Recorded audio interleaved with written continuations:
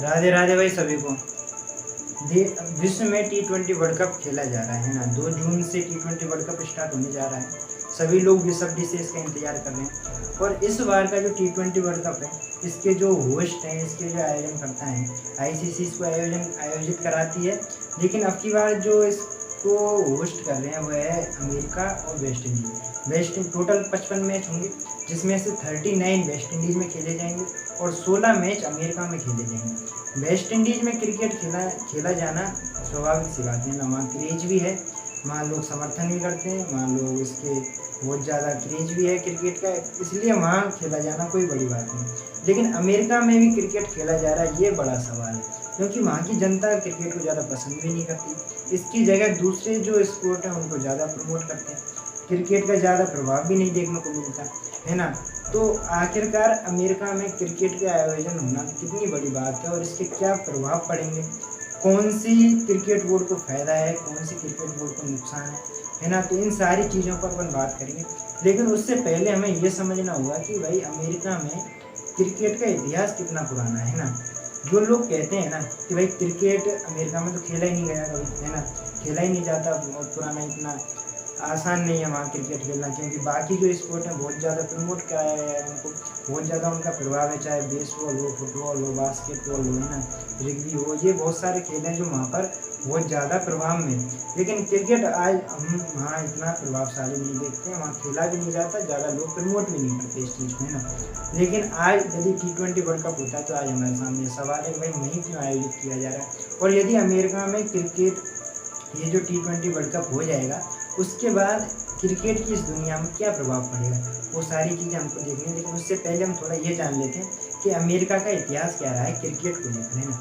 यदि अमेरिका के इतिहास की बात करें क्रिकेट को लेकर, तो क्रिकेट सबसे पहले यदि बात करें तो एक पत्रिका थी, मैगजीन थी, जिसका नाम था न्यूयॉर्क वीकली पोस्ट वर्ल्ड। इसमें सबसे पहले ये बताया गया था कि भाई एक मैच हुआ था किन के बीच, न्यूयॉर्क और लंदन के बीच मैच हुआ था। कब हुआ था? 1761 में। 1761 की बात है कि 1761 में न्यूयॉर्क और लंदन के बीच मैच हुआ, जिसमें न्यूयॉर्क जीत गए, है ना।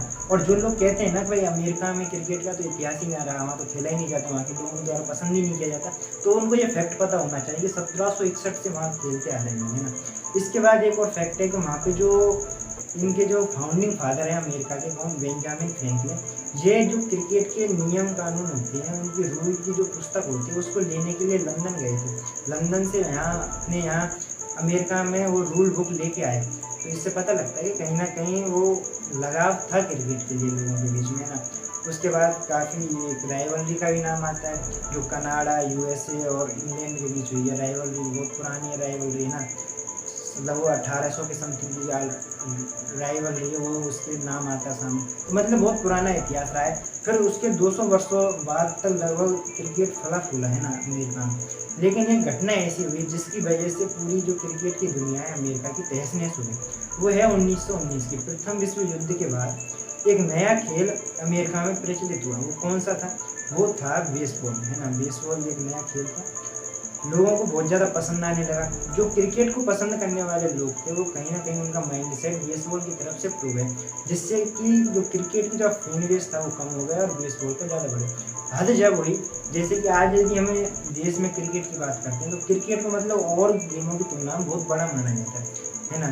और क्रिकेट की यदि बात आती है तो वहाँ पर सचिन तेंदुलकर, MS धोनी, रोहित शर्मा, विराट कोहली, जब ऐसे बड़े बड़े नाम आते हैं तो क्रिकेट का नाम और ऊंचा हो जाता है। लेकिन उसी प्रकार का एक बंदा था, बेसबॉल प्लेयर था, उसका नाम था बेब रुथ। क्या नाम था? उसका नाम था बेब रुथ। ये जो बंदा था ना, ये मतलब उसी प्रकार का बंदा था जैसे आज यदि हम सचिन तेंदुलकर की बात करते हैं क्रिकेट में, क्रिकेट का भगवान, उसी प्रकार से ये जो बहुत पॉपुलर आदमी था, बहुत ज़्यादा पॉपुलैरिटी थी, लोग इसके जैसा बनना चाहते थे, इन्फ्लुएंस हुए, इससे प्रेरित हुए, यार अपने को इसके जैसा बनना है। ये चीज़ जब इन लोगों ने देखी ना, तो जो क्रिकेट के जो समर्थक लोग थे, जो उसको फॉलो करते थे, वो कहीं ना कहीं बेसबॉल की तरफ शिफ्ट हो गए, जिससे क्या है कि अमेरिका में क्रिकेट का प्रभाव बहुत ज़्यादा कम हो गया, है ना। इसीलिए ये जो बंदा है ना बेब रुथ, इसको अमेरिकन क्रिकेट का किलर बोलते हैं, क्योंकि इसकी वजह से सब काम हुए थे। लेकिन आज जब हम देखते हैं कि भाई वहाँ T20 वर्ल्ड कप आयोजित होने जा रहा है, तो इस चीज़ के क्या प्रभाव होंगे, है ना, तो उन पर अपन थोड़ी सी बात कर लेते हैं ना।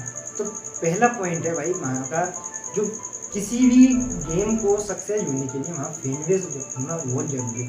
यदि क्रिकेट के वहाँ समर्थक हैं यदि क्रिकेट के वहाँ फॉलोअर्स हैं, उसको देखते हैं, उसको पसंद करते हैं, तो वहाँ बाकायदा आसानी से क्रिकेट आसानी से उसको फॉलो कर सकते हैं, वहाँ लागू हो सकता है, वहाँ खेला जा सकता है और उसकी जो फ्रेंचाइजी हैं वो चलाई जा सकती हैं।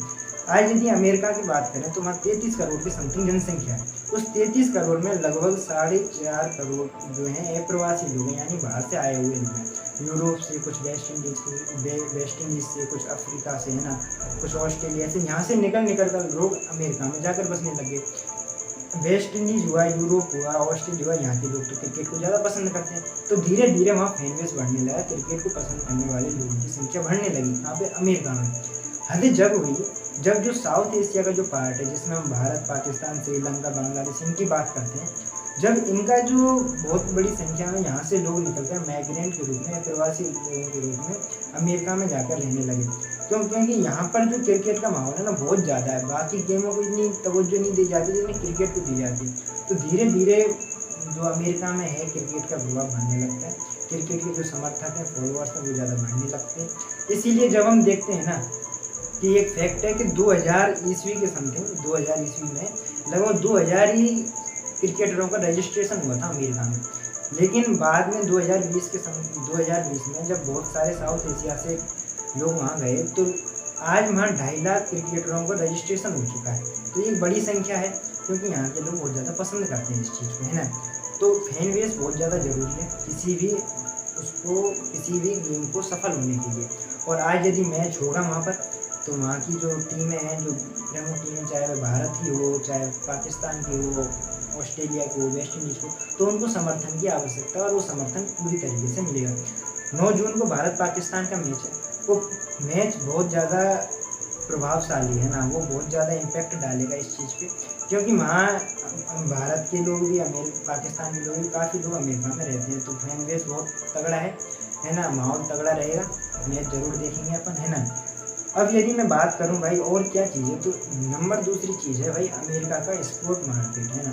अमेरिका का जो स्पोर्ट मार्केट है ना बहुत बड़ा है, बहुत बड़ा। आज यदि वहाँ की एक टीम है ना, अमेरिकी फुटबॉल लीग की एक टीम है, उसकी जो, यदि हम उसकी सालाना इनकम की बात करें, है ना, तो उसकी जो सालाना इनकम हो 3500 करोड़ की समथिंग। आज यदि हम IPL की बात करें, तो IPL में मुंबई इंडियंस टीम है, उसकी 722 करोड़ इनकम है मात्र, है ना। आप देख लीजिए कितना बड़ा डिफरेंस है, वो 5 गुना के समथिंग है ना। तो देखिए कितना बड़ा। और यदि इसके बाद और मैं बात करूँ, तो जो हम प्रमुख फ्रेंचाइजी की बात करते हैं, अलग अलग खेलों के अलग अलग फ्रेंचाइजी होती हैं, तो टॉप 6 में से टॉप 4 अमेरिका की फ्रेंचाइजी के नाम आते हैं। तो स्पोर्ट का मार्केट बहुत बड़ा है अमेरिका का। यदि क्रिकेट वहाँ पर सफल होता है, यदि क्रिकेट की वहाँ नींव पड़ जाती है ना, और सफल हो जाता है, तो ICC को इससे बहुत ज़्यादा फायदा मिलेगा, है ना। ICC क्या करेगा, जो बड़ी बड़ी कंपनियां हैं उनको स्पॉन्सरशिप के लिए टारगेट कर सकता है, उनको अपने यहाँ बुला सकता है, स्पॉन्सर के लिए खूब मोटा पैसा कमाएगी। इससे क्या होगा कि जो ICC है ना, उसकी कमाई BCCI की कमाई को टक्कर दे सकती है। क्योंकि आज हम कहीं ना कहीं देखते हैं तो BCCI का बहुत ज़्यादा कॉन्ट्रीब्यूशन है ICC में, है ना। लेकिन जब पैसा ICC को आने लग जाएगा अमेरिका से, तो BCCI की बात क्यों है। आप तो चलो हम मना कर देते हैं भाई, ठीक है हम पाकिस्तान में मैच नहीं खेलेंगे, है ना, क्योंकि BCCI का प्रभाव है ICC।